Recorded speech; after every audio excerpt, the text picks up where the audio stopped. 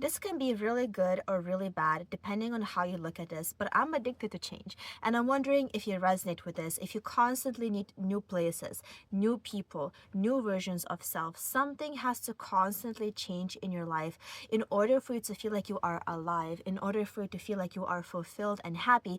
And I don't know about you, but I constantly outgrow my friends. I feel like people in my life rotate every couple of months. I feel like if I'm in one location for more than a month, I get into a rut. And if I stay there for longer than 3 months, I start to hate it. I have to move. Okay, so I'm addicted to change. And I came down to this conclusion because I'm constantly going to self-development events, doing work on myself. And I kind of just accepted that I don't think it's ever going to stop. The only constant in this life is the change itself. And so wanting change, it's not bad. We need it. But at the same time, we need some stability too. So we have to really find a balance. And I will say that when you are so addicted to change, having that stability is uncomfortable and unfamiliar. And there's nothing wrong with you for that. It simply just means that sometimes maybe you are running away from yourself when you're trying to constantly change things. And again, I'm calling myself out here too, that maybe what you're running from, what you want to get away from, is just yourself. And there's nothing wrong with that too, because when you get away from yourself, you're looking for new parts of you and other things. We are here on earth to explore life and take off the glasses, so to speak, the old ones, and replace them with the new ones, and constantly keep evolving and shifting and discovering what is true to you. I'm going to wear these because I'm in a park and there's people and it's also very bright out.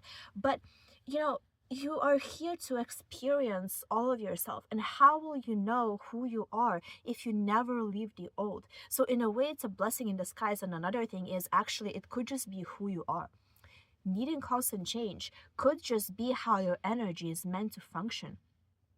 And I'm only saying this because there's something called human design. If you guys have never heard of it, it's basically a system designed by a person based on your birth date, time, and location. It's very similar to astrology, but it's more so about how your specific energy functions. And for me personally, when I did my human design, my energy thrives. I'm a 1-3 generator, by the way. My energy thrives in constant change. I need new environments. I have to be doing something, like I need exposure to new things, because that's how my energy thrives.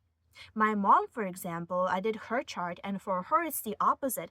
Her energy thrives in an environment called like a cave, which means like she needs safety. She has to feel like she has a nest where she can go and like feel safe and come back to. And like really, everyone is different.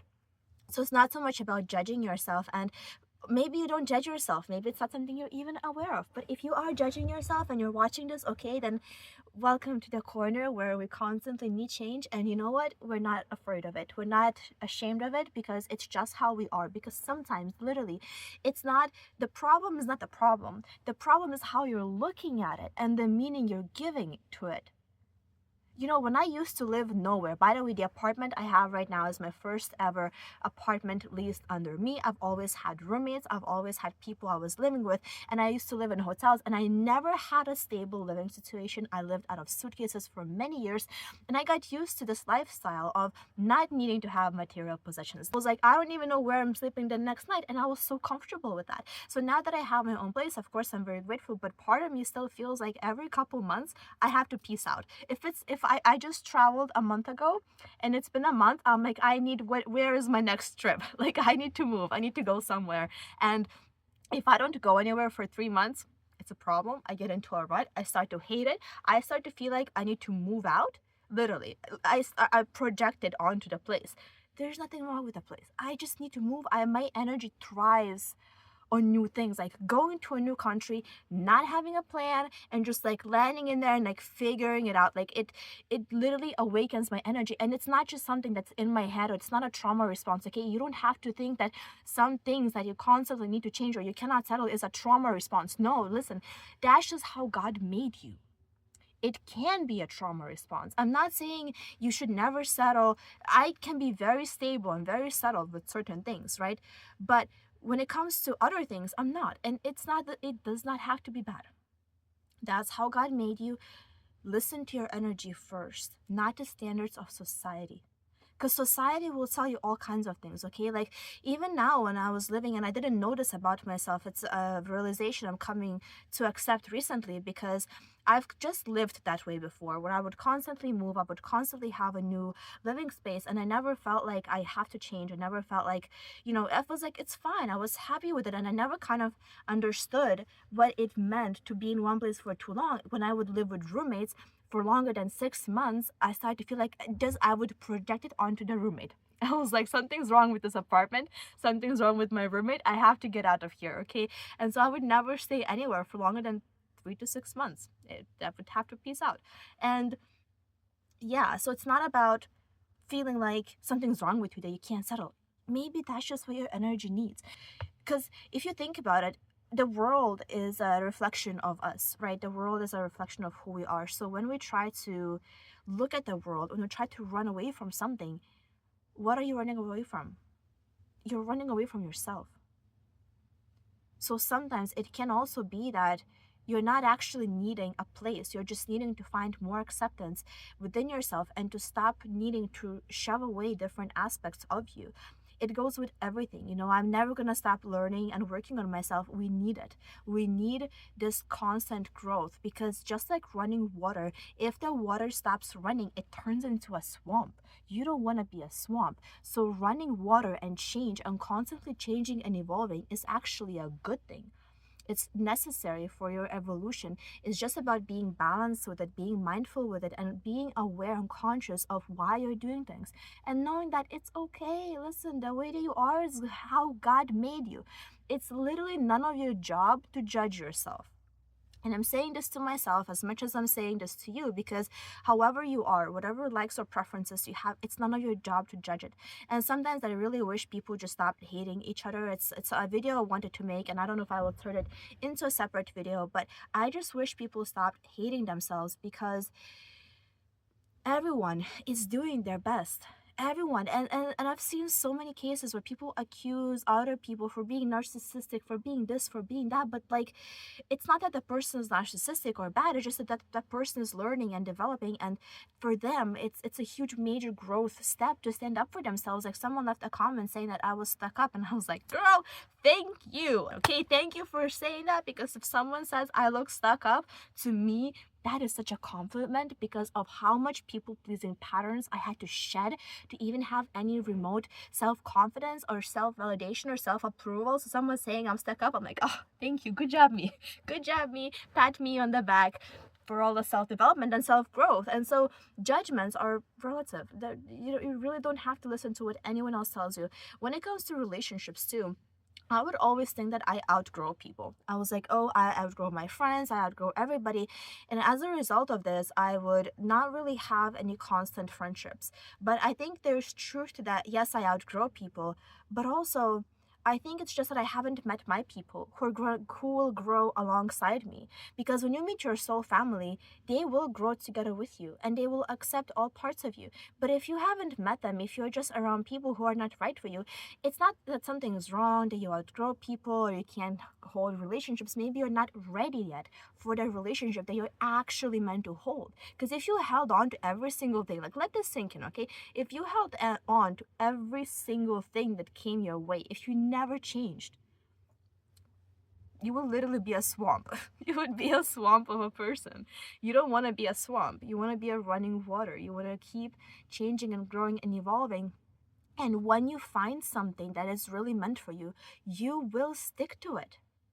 It's not that I can't have a solid sense of stability. It's that I haven't found what that is for me. So I'm just searching. Redefining that is a very powerful thing you can do if you're also dealing with this. And again, a lot of this video is I'm talking just because I want to share. If you relate to this, it's great. Maybe you can take something out of this. Maybe you can reflect, and maybe it will help you in some way. And sometimes I watch my own videos and it's like a pep talk I'm giving to you and also to myself, okay? Because of that, sometimes it's hard to accept all parts of you. And it's something I'm working on, because they're not always going to make sense to your brain. Your brain might think, oh, I should not be doing this, I should not want this, I should not like this, right? Like, for example, I had to come a full circle and realize that for the longest time I've played victim in the fact that I was dancing at a club. I would always play like, oh my god, I'm forced into this job by my circumstances, but I was always choosing it. Yes, circumstances played a role, but I was always choosing it. And so now I'm coming around a full circle that I kind of like it. It's fun. It has good qualities in it. Even though people might judge things, most people that judge things have never even experienced the thing they're judging. They're just judging because of their own limited mindsets. So, like, and I was picking up on that. I was picking up on other people's judgments. The judgments I had towards myself were not even my own. So, think about this for yourself too. Are the judgments you're holding against yourself even yours? Or are they someone else's? Are you judging yourself because your parents judged you? Your grandparents, your friends, your teachers, whoever, whatever, are those judgments even yours? And if they were yours, do you actually believe in that? It's so powerful to come to terms with it. It's something that I have been sitting with. It's like, is this opinion, is this judgment, is this preference, is this like even mine? Does it even belong to me? Or was it given to me by people around me? Am I judging myself because I authentically don't like this thing? Or am I judging myself because I think that this person is going to judge me? Because I want this person to like me, so therefore I'm going to mold myself to fit into their standard. Like, why am I doing things? And when you come to terms with that and you accept and only choose to hold judgments that are true to you, it's going to change your whole life. It's getting hot in here. Oh my god. I was freezing and now it's hot again. Alright. This is decaf, by the way.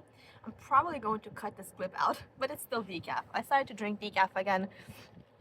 So it's going to change your whole life if you learn to only validate your own judgments of yourself. Like, become really honest with yourself and dig deep. Are you uncomfortable with yourself? Are you uncomfortable with sometimes the things you want to change? Is it because it's authentically inauthentic to you and you want something else? Or are you changing because you believe it's not okay in society, or you're just uncomfortable with yourself? Because, like, again, the problem is not the problem. It's how you look at the problem. It's the meaning you're giving it. It's the gratitude or lack thereof that you have towards yourself, towards your life and current circumstances. So, addiction to change, I think, can be really good. It can also be bad.